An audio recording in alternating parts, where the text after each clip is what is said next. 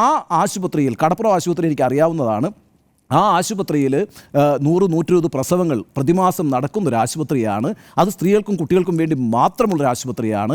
ആ ആശുപത്രിയിൽ scanning machine work ചെയ്യുന്നില്ല എന്ന് പറയുമ്പോൾ അവിടെ ഉണ്ടാകുന്നൊരു എന്താണ് നമ്മുടെ ഈ സ്കാനിങ് മെഷീൻ അവിടെയുണ്ട്, പക്ഷേ അത് ഓപ്പറേറ്റ് ചെയ്യുന്ന റേഡിയോളജിസ്റ്റിനെ അപ്പോയിൻറ്റ് ചെയ്തിട്ടില്ല. ഇതാണല്ലോ പ്രശ്നമെന്ന് പറയുന്നത്. ഇനിയിപ്പോൾ ഈ റേഡിയോളജിസ്റ്റ് ഉണ്ടായാൽ ഇതൊക്കെ കണ്ടുപിടിക്കുമോ? അതൊന്നും നമുക്കറിയില്ല. പക്ഷേ അവിടെ ഒരു ഉത്തരവാദിത്വം ഫിക്സ് ചെയ്യാൻ കഴിയും. ഈ റേഡിയോളജിസ്റ്റ് അവിടെ ഉണ്ട് എങ്കിൽ ആ റേഡിയോളജിസ്റ്റിൻ്റെ കുറച്ചുകൂടി ഞാൻ പറയുന്നത് ഒരു സർക്കാർ സംവിധാനത്തിൽ അയാൾ കുറച്ചുകൂടി അക്കൗണ്ടബിൾ ആണ് എന്ന് നമുക്ക് പറയാൻ കഴിയും. ഇവിടെ ഇപ്പോൾ എന്താ പ്രശ്നം? അവിടെ സ്കാനിങ് മെഷീനൊക്കെ ഉണ്ട്, പക്ഷേ ഒരു റേഡിയോളജിസ്റ്റിനെ അപ്പോയിൻറ്റ് ചെയ്തിട്ടില്ല. എന്നിട്ട് എന്താ സംഭവിക്കുക? അതിന് ചുറ്റുമുള്ള ലാബുകളെ എംപാനൽ ചെയ്യുക, എന്നിട്ട് ആ എംപാനൽ ചെയ്തിട്ടുള്ള ലാബുകളിലേക്ക് ഈ പറയുന്ന രോഗികളെ അയക്കുക, അവർ അവിടെ നിന്ന് ഇങ്ങോട്ടേക്ക് തന്നുവിടുന്ന റിപ്പോർട്ട് വെച്ചുകൊണ്ട് രോഗികളെ ചികിത്സിക്കുക. ഇവിടെ എവിടെയാണ് ഒരു അക്കൗണ്ടബിലിറ്റി? എന്താണ് ഈ പറയുന്ന ലാബുകൾ ചെയ്യുന്നത്? ആ ലാബുകളുടെ കാര്യക്ഷമത എത്രത്തോളം ഉണ്ട്? ഇതൊന്നും നമുക്ക് ഉറപ്പാക്കാൻ കഴിയില്ല.